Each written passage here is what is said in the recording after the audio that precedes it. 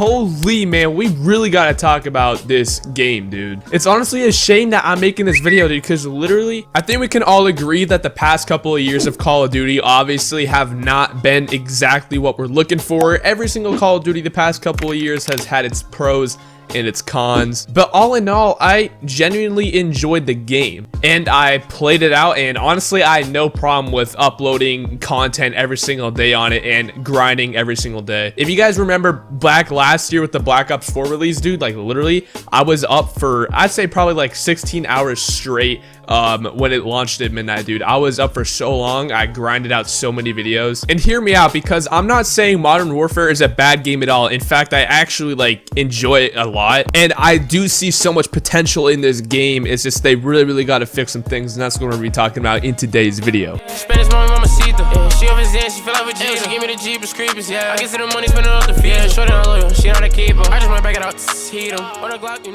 This video is gonna be pretty opinion based, so keep an open mind with this. If you guys want to type some suggestions down in the comments below as to what you guys think can be fixed in this game, make sure you guys type that down below. Also, if you guys can go ahead and subscribe to the channel, we are trying to hit 10K by the end of the year, so that'd be greatly appreciated if you guys can subscribe to the channel right now and also turn on that post notification bell. All right, anyways though, I actually have some like points. Like this is actually like one of the more organized videos that I'm gonna do. I have some points on my phone, some things that I think can be fixed, some, you know, obviously I'm gonna list some pros, some cons, stuff like that. And yeah, this might be kind of like I don't know, this might be a longer video than usual. I'm gonna try to shorten it down, so I'm gonna get straight into it. One thing that I want to say straight off the bat, and I also kind of got this idea from the Mark of J, the three main components that Modern Warfare is built on: very bad and open maps, camping, and sound whoring. Those are the three things. If you guys don't know what sound whoring is, basically it's just where you kind of just like sit for a little bit, you try to hear what's going on around you, which is pretty easy in this game because they updated the sound engine, and it's like, I don't know, in my opinion it's a lot better. Now the main thing that I'm probably gonna see down in the comments is to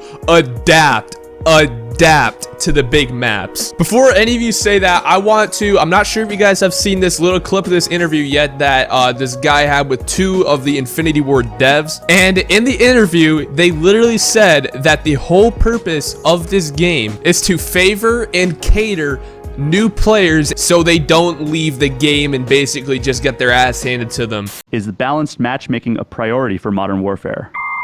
Yeah, for sure. I mean, one of the things we really want to do with this game is we want to get new players in the game, and we want them to kind of like, we don't want them to just get punched in the mouth over and over again until they leave. But that approach that you're describing there isn't going to come at the expense of the hardcore players, right?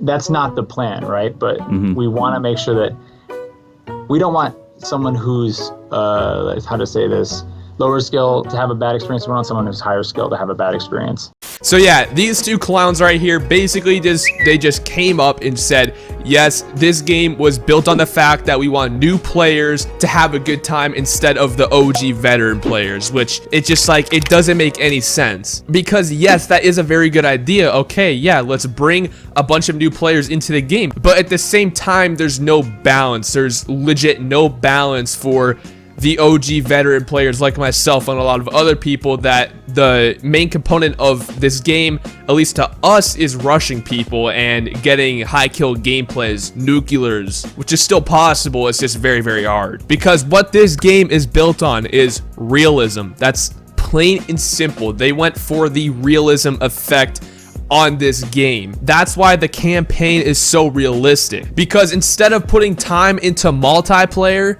like they should have, they put time into the campaign, which is like two of the things that people don't really want to play that much. I can't deny that the campaign is amazing in this game. I honestly can't deny that. Like, the campaign, 10 out of 10 flawless. But to me, it seems like that they just didn't really spend as much time on multiplayer as they should have, which is what literally like 90% of the player base plays, I guess, most of the time, I guess you could say. Okay, let's get this out of the way. Infinity Ward developers have been developing Call of Duty games for over 15 years. That's a long time. That's a long time to be spending developing games on one franchise. 15 years they've been developing Call of Duties for, okay? I'm not saying they're bad developers at all. It's just they should have seen this coming. It's really not that hard to adapt to a new play style. It's just, like I said, we shouldn't have to conform to this play style that the game was built off of for the new players or the noobs. There should be a balance, which is my key point in this whole game. There's no balance. One of the main reasons why I think I love Treyarch games so much is because obviously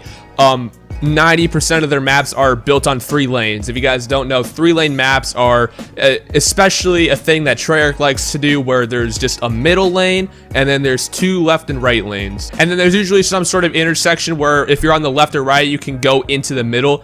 And that's also a thing that Sledgehammer Games likes to do, which is surprising to me because Sledgehammer actually worked on this COD, but there isn't really any 3-lane maps in this game, which actually there isn't at all. So I don't know, that's just kind of surprising to me. To be honest with you, I really don't know who's playtesting this game. This is another point that I just want to throw out there. Hashtag COD partners, okay? I'm not sure if you guys haven't seen this floating around. I know I have. Okay, it's people like Courage JD, Tim the Tatman, a bunch of these popular Twitch streamers that basically get paid a lot of money to be a hashtag COD partner and say good things about the game when in reality they're probably not having a good time at all. Okay, but those aren't the people that are originally playtesting the game. Firstly, they get their little Infinity Ward employees, okay? They probably, obviously they play in the pre-alpha, all right? And they get the basic multiplayer things down. So when usually they hold an event every year where YouTubers get flown out and then they actually play in the little like LAN arena that they usually have. Now those people that get flown out, yes, they are paid. They are paid to go there and they are paid